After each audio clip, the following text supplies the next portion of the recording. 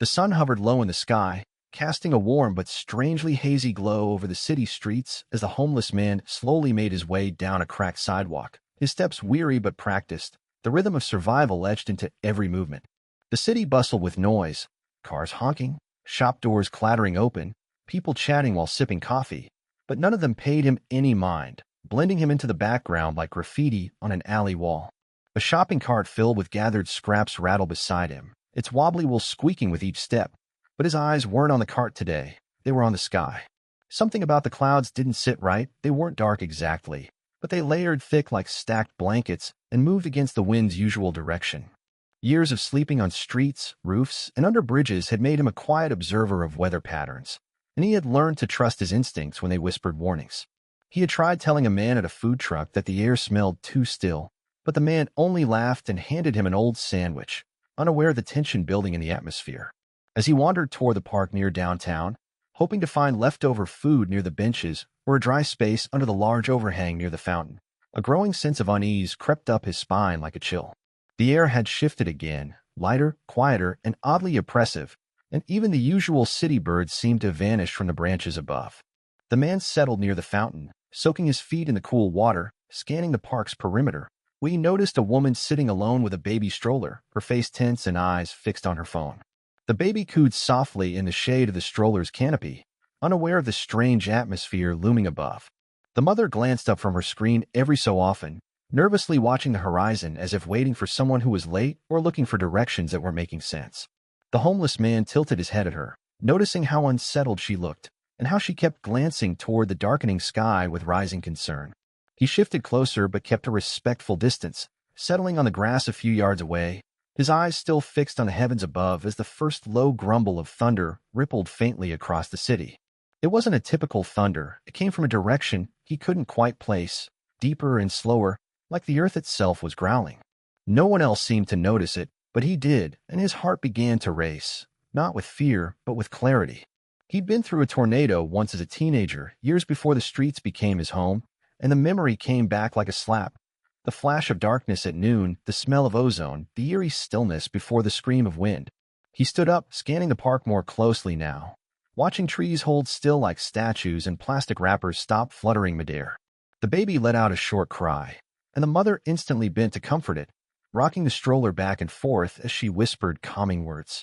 The homeless man took a step toward them, his instincts now screaming, telling him something was very wrong with the way the sky glowed, too green, too unnatural. As he walked slowly toward the bench, the woman glanced up with surprise and a flicker of concern, but he lifted a hand and pointed toward the horizon, where a peculiar wall of clouds had begun forming. "Storm's coming," he said plainly, voice low but steady, and her brows furrowed as she finally noticed the color shift above. A gust of wind tore through the park suddenly, not strong yet, but sharp and cold, enough to knock a few leaves loose and rustle the branches with an unnatural whistle.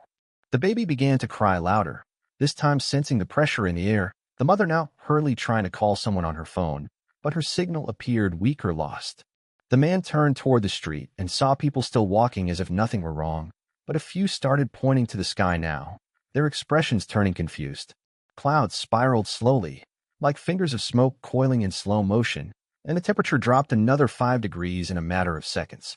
The mother stood up, clearly panicked now, fumbling to unbuckle her baby from the stroller in a hurry as her phone continued to drop calls. He didn't wait to be asked. He stepped toward her as the winds picked up again, more violently this time, dust beginning to swirl around their feet as if summoned. "There's shelter under the bridge by the rail tracks," he muttered urgently, pointing in the direction behind him, where he had taken cover during summer storms before. The mother hesitated, unsure whether to trust him, but another crash of thunder, this one louder, closer, sent both of them into motion. She nodded sharply and grabbed the baby, cradling it close, and together they turned away from the open park just as the first sirens in the distance began to wail, not from emergency vehicles, but from the city's tornado warning system.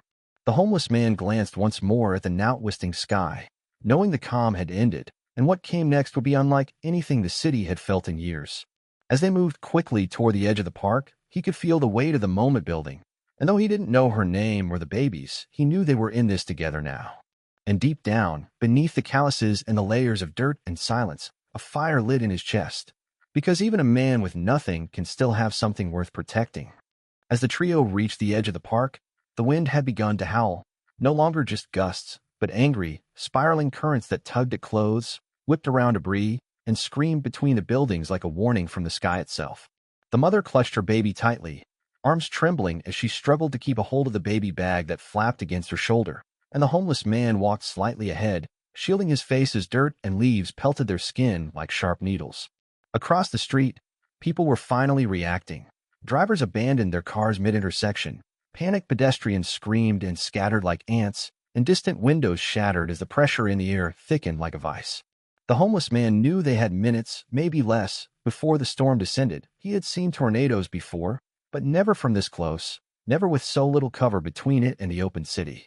He kept pointing toward an alley between two large buildings, leading them away from the chaos of the main street where the sirens were now nearly drowned out by the sound of the wind. Behind them, the clouds had become monstrous, twisting, pulsating, and finally beginning to drop that dreaded funnel, a long dark tail reaching from sky to earth, forming with unnatural speed. The tornado screamed as it touched down, it sounded like a freight train in the sky, tearing through an outer suburb with terrifying force and bearing straight toward the city center. The ground vibrated beneath their feet as if the world had come unhinged, and the mother began sobbing as her child wailed, sensing something terribly wrong. The homeless man didn't speak, he just moved faster, grabbing the stroller to help her balance, pulling her into the narrow alley as bits of wood, metal, and glass began falling like deadly confetti from rooftops and windows above. Overhead, the funnel grew larger, pulling debris upward into its spinning gut, lifting signs off poles and tearing entire bus stops into the air like toys. As they ran through the alley, a trash bin flew past them and crashed against a wall, exploding into a shower of cans and broken glass. The baby screamed louder now, and the mother screamed too as she ducked. Without thinking, the homeless man threw himself over both of them, shielding them with his body as splinters flew through the air, one lodging in his arm but ignored entirely in the chaos. As they stumbled out of the alley onto the next street, they found the city utterly transformed, cars abandoned, some overturned, others with hoods ripped clean off, shop windows blown out, and the air full of smoke, dust, and papers fluttering like dying birds. A man tried to run past them with a suitcase, only to be pulled to the ground by a gust of wind so strong it nearly dragged him across the asphalt. "This way," the homeless man shouted again, pointing toward a descending stairwell he remembered from his night's wandering, an old utility shelter near a condemned subway entrance that had once led to a now-closed freight tunnel. The mother didn't hesitate anymore. She followed him blindly now, her legs barely working, hair wild and tangled as she gasped through tears and dust. As they ducked into the stairwell, the temperature dropped sharply again, and a massive cracking sound echoed from behind as a traffic light pole was torn from the concrete and hurled across the road. They reached the bottom of the stairwell just as the outer edge of the tornado hit their block, and the homeless man slammed the rusted metal door shut behind them, jamming a bent pipe into the handle as a makeshift lock. The entire shelter groaned as if it might collapse, dust falling from the ceiling, walls vibrating like a drum, but it held for the moment. They sat in darkness, save for the dull flicker of a single emergency light bulb that barely glowed from the ceiling, casting an eerie orange halo around them. The mother huddled on the floor, clutching her baby who had grown silent now, eyes wide, taking in the new, unfamiliar world without crying anymore. The homeless man leaned against the opposite wall, his chest heaving, blood seeping through the hole in his sleeve where a wooden shard had impaled his arm earlier. He said nothing, just nodded slowly at her, reassuring her with presence rather than words, because he knew speaking might break the fragile bubble of momentary safety they had found. The roaring outside was relentless, the sound of metal scraping metal, bricks crumbling, and something unidentifiable crashing with the force of a bomb. It was as if the entire city had become an orchestra of destruction, and they were three unwanted listeners trapped beneath the concert hall. Time warped in the shelter. Minutes felt like hours as the walls groaned and dust clogged the air, and the mother rocked her baby softly, humming under her breath to try and keep calm. The homeless man tried to ignore the pain in his arm, stuffing a piece of old cloth into the wound to stanch the bleeding, his face pale but determined. He didn't expect to thank you, didn't ask why he was doing this. His body just moved, guided by instinct, by decency, by something that ran deeper than circumstance or luck. When the shaking finally began to fade and the screaming wind lessened to a moaning whistle, they all held their breath, waiting for silence, for something to signal it was safe to move. A loud crash above signaled that part of a building had collapsed nearby, and the dust that trickled into the shelter thickened. He stood slowly, listening at the door, not hearing the tornado anymore but knowing the danger wasn't over. Aftershocks, falling debris, fires, gas leaks. All were now part of their new reality. He turned to the mother, nodded once again, and said quietly, "We'll have to move soon." She nodded back, still clutching her baby, eyes full of tears and ash, but now burning with a spark of hope. Because this stranger, this man with nothing, had risked it all to get them this far. And neither of them knew it yet, but their journey was only halfway done. The true test would come above ground, where the world they knew had become something unrecognizable, something broken, something in need of rebuilding. Together, they prepared to rise again into the storm's aftermath, unaware of what new dangers still waited beyond the steel door. The metal door creaked as the homeless man pushed it open with all his weight, the pipe he had jammed into the handle clanging onto the concrete floor like a bell announcing the next act of survival. The city they stepped into was not the one they had left behind. It had transformed into a wasteland of twisted steel, collapsed facades, upturned sidewalks, and vehicles stacked like children's blocks scattered in a tantrum. The sky above was still ominously dark, but the worst of the funnel had moved on, leaving behind the choking scent of dust, burning insulation, and something more chemical that stung their throats. The mother clutched her baby tighter against her chest, shielding the infant's face with the flap of her coat as she followed the homeless man up the broken steps into what looked like a shattered war zone. Power lines crackled on the ground nearby, one arcing sparks dangerously close to a leaking fire hydrant that hissed steam as water sprayed into the air, creating a chaotic mist that clung to their skin. Every footstep felt like a gamble. Broken glass crunched beneath their shoes, beams jutted from rubble like jagged teeth, and once proud storefronts were now piles of bricks and shattered dreams. Somewhere in the distance, a building groaned like a dying beast before giving out entirely, crumbling with a deep rumble that echoed off the remains of the downtown corridor. The homeless man held out his hand to steady the mother as she stumbled over a broken curb, her baby whimpering now with short gasps but not yet crying again. They didn't speak, words would have been useless amidst the destruction, but the shared glances between them spoke of urgency, of trust, and of a shared mission to survive. He led her around the remains of a delivery truck that had been slammed against a stone wall, so hard the front axle had bent at a 90-degree angle, the smell of gasoline leaking from its ruptured tank making the air even more dangerous. A moment later, as they passed an overturned sedan, the sound of another smaller tornado branch crackled overhead, whipping up a new storm of debris that sent them diving behind a partially intact dumpster. The mother wrapped herself around the baby as the homeless man shielded both with his body again, his back taking the brunt of a hail of gravel and small shards of wood. When it passed, he helped her up, wincing through fresh cuts that lined his arms and neck, blood now mixing with dirt and sweat in a way that made him look more like a ghost than a man. They kept moving, inching through alleyways and collapsed intersections where sirens now began to wail again, this time emergency vehicles struggling to make their way into the city's destroyed core. They saw no other survivors nearby, just shadows in the distance, silhouettes moving through dust, possibly lost or injured or too afraid to call out. At one point, they heard distant cries for help echoing through a collapsed parking garage, but the homeless man knew they couldn't stop. Not yet, not with the mother's baby already struggling to breathe through the heavy ash-laced air. He pointed toward a tall building that had partially survived, its base cracked but its core still intact, a structure he recognized from before the storm. It had a basement-level storm shelter, he remembered, used during renovations years ago when he had snuck inside for warmth. They crossed what had once been a courtyard, now littered with broken glass and benches twisted like pretzels, and he kicked in a side entrance with his boot, ushering them inside before another gust of wind howled down the street. Inside, the temperature was cooler and the air less choked with dust, and the building's thick concrete walls offered some relief from the sensory overload of destruction outside.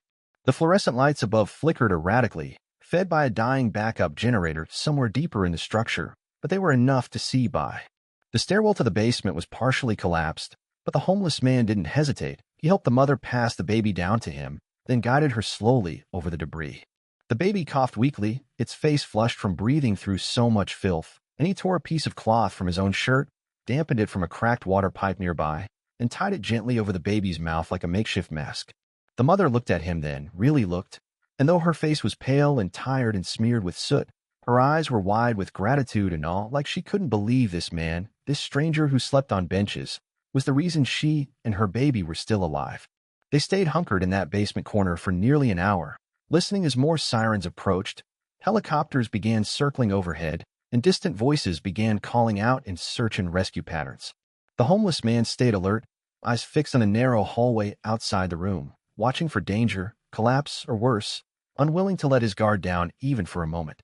The mother rocked the baby in her arms, finally whispering soothing songs now that the child had fallen into a light sleep, exhaustion overtaking even fear.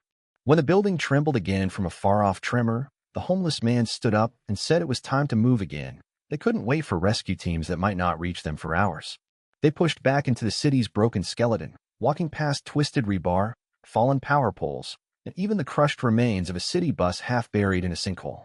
The streets were more active now. Survivors were emerging like ants after a flood, some carrying others, some limping, all wearing the same expression of disbelief. At one intersection, the homeless man stopped and scanned the area. He recognized a pharmacy up ahead that might have clean water or masks, and he turned back to the mother, gesturing with his chin.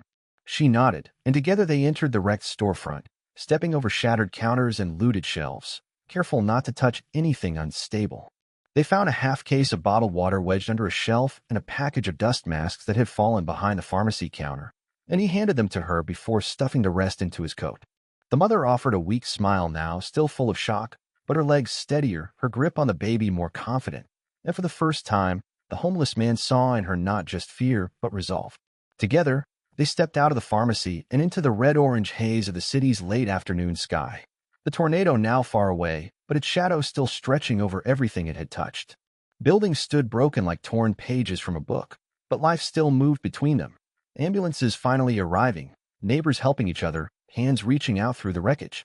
But there was still more journey ahead before they could rest, and more danger still lurking in corners the storm hadn't touched.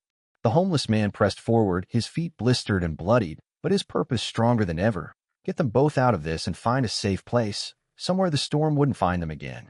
As they continued through the ruined city, the sky finally began to break, letting streaks of late afternoon light pierce through the thick haze like blades of hope cutting into a battlefield. But with every passing second, the homeless man could feel a deeper weight pressing in, not just the aftermath of destruction, but the growing fear that the worst wasn't yet behind them. The tornado had ripped open the city's skeleton, and now dangers emerged from the open wounds. Live wires sparking atop soaked pavement, unstable walls groaning overhead, and a gas leak hissing from a cracked main down the street. The mother followed closely, her shoes torn, one sleeve ripped, the baby now silent against her chest in a sleep that teetered on the edge of exhaustion and trauma. The homeless man didn't say much, he only kept scanning for movement, listening for the low rumbles of further collapse, watching the sky in case another funnel began forming in the distance. He knew tornado systems sometimes spawn in pairs, and this one had been fierce enough to birth a twin, a second cyclone that might still be stalking the city from another angle. As they crossed a small plaza choked with debris, an emergency drone buzzed overhead, scanning with a red beam, and he waved at it instinctively, hoping it would mark their location. They pressed on past a fallen communications tower, bent completely over a parking garage, and up ahead he spotted the one place he had hoped would still be standing, an old municipal building with reinforced sublevels that had once served as a storm shelter during a past flood evacuation. His hopes surged, but so did his urgency, because the baby's breathing had turned raspy, the mother's hands were trembling with fatigue, and the air reeked of heat and oil from a nearby vehicle fire that still raged in a smoldering parking lot. Almost there, he grunted, voice barely audible over the roar of a new siren that had started nearby, possibly warning of more wind shear, possibly another funnel. Just as they approached the entrance, a second tremor rattled the sidewalk beneath them, and a large metal awning from a nearby shop front came crashing down, missing them by inches and slamming into the pavement with a deafening crash. The blast of dust knocked the mother to the ground. She instinctively curled around the baby, shielding it from impact as the homeless man grabbed the back of her jacket and pulled her away from a scattering of flaming debris.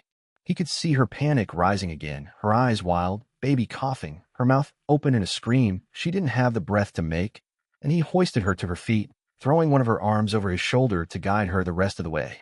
They crossed the municipal lot, weaving around broken fencing and fallen signage, when the sky let out another ominous growl, deeper and longer than thunder.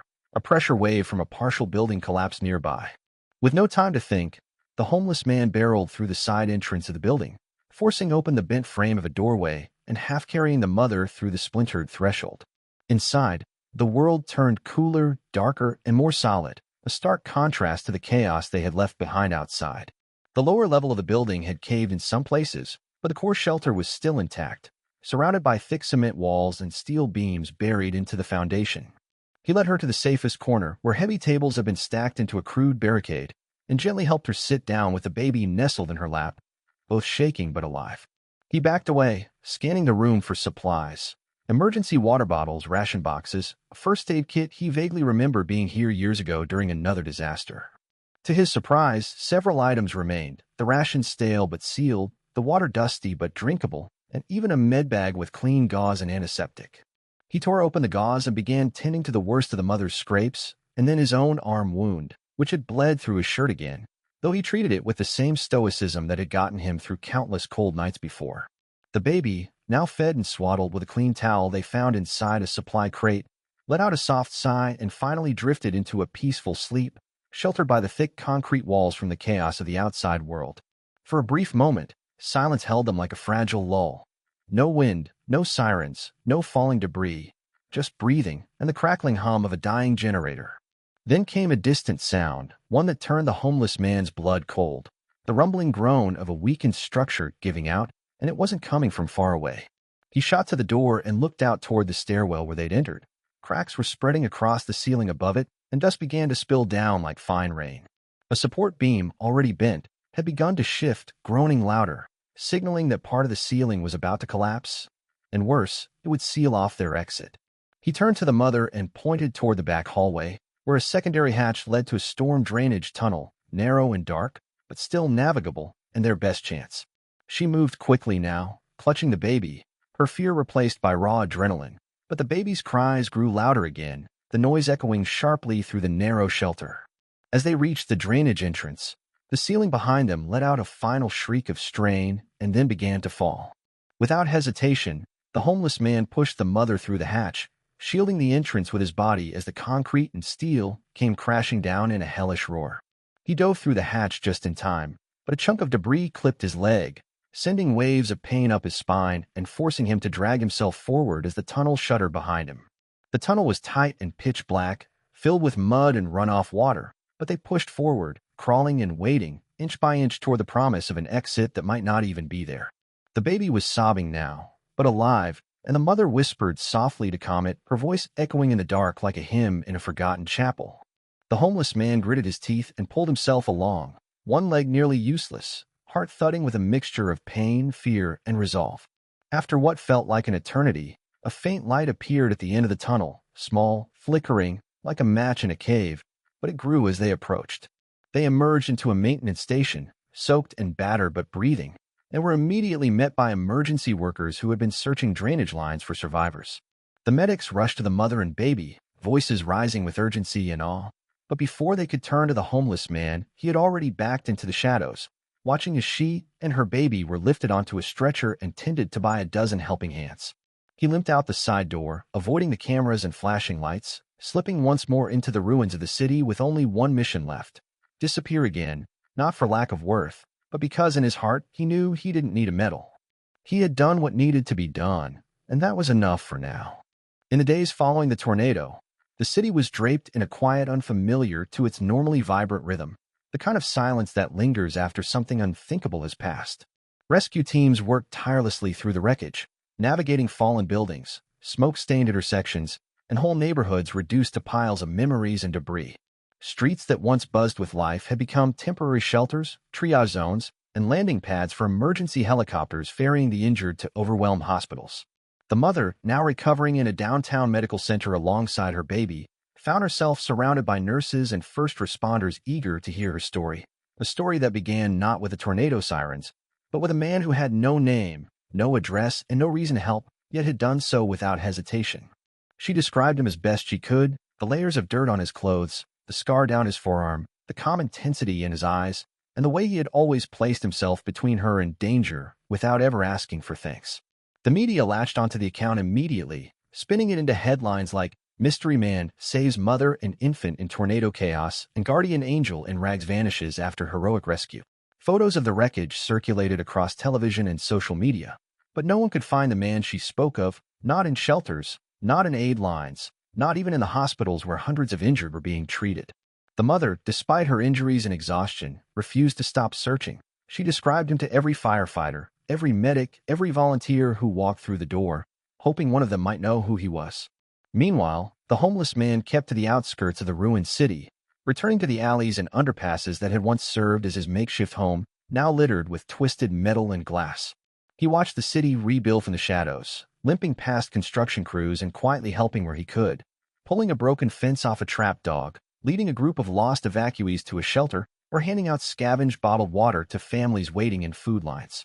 He avoided crowds, turned down offered food if others needed it more, and kept his face away from cameras, not out of shame, but out of habit. He wasn't used to being seen and didn't want to start now. But whispers began to follow him. People who saw him lifting debris outside a collapsed church, who noticed him covering sleeping children with tarps at night, who caught a glimpse of him limping through rain with a first aid kit slung over his shoulder. Volunteers started calling him the ghost in the coat, a quiet presence who never asked for help but always gave it. Eventually, one of the shelter workers matched the mother's story to the man and tried to stop him on the street, but he disappeared down an alley before she could even say thank you. When she told the mother what she saw, the woman's heart leapt with renewed determination. She gathered her baby, wrapped tightly in a donated blanket, and walked block after block with a photo drawn by a police sketch artist, showing it to anyone who'd listen. Her journey took her through church kitchens, gymnasiums turned shelters, and food distribution lines, where she described how he spoke, how he moved, and how he'd saved their lives without ever asking why. Days passed. Then a week. Then, one rainy evening, as she sat beneath the overhang near the same city park where she had first seen him, now filled with FEMA tents and broken trees, he appeared across the lot, dragging a broken trash can away from a flooded storm drain to keep it from overflowing. Their eyes met. For a moment, the world quieted again, as it had in the shelter. She stood, slowly walked across the gravel path, and approached him with tears welling up, not of fear or sadness, but of gratitude too large to carry alone. She didn't say much. She didn't need to. She only wrapped her arms around him gently, the baby between them, and let the silence carry everything that words could not. The homeless man stiffened for a second, unsure, then placed a hand on the baby's back and nodded once, his eyes closing for just a breath. It wasn't about recognition. It was about knowing he mattered, even if only for a moment. Later that week, the city released a public message thanking all unnamed heroes, and though many names were listed, one line stood out at the bottom. To the man with no name who carried 2 lives through the storm, you are not forgotten. Donations poured in to help the mother and child, but many insisted on helping the man as well, even though he could not be found again. A plaque was placed in the municipal shelter, etched with a single quote, "Even those with nothing can give everything." In time, the city healed, buildings were rebuilt, streets were cleaned, and the story of the homeless man became a kind of local legend, told in classrooms, shared in sermons, and remembered in moments of kindness. The mother and her baby would walk past that plaque every year on the storm's anniversary, laying flowers in silence. And though they never saw him again, somewhere in the city's veins, under bridges or inside shelters, he walked on, watching, helping, disappearing before the world could catch up. Because sometimes, the strongest people are the ones who don't need to be seen. They just need to know that someone, somewhere, is safe because they were there.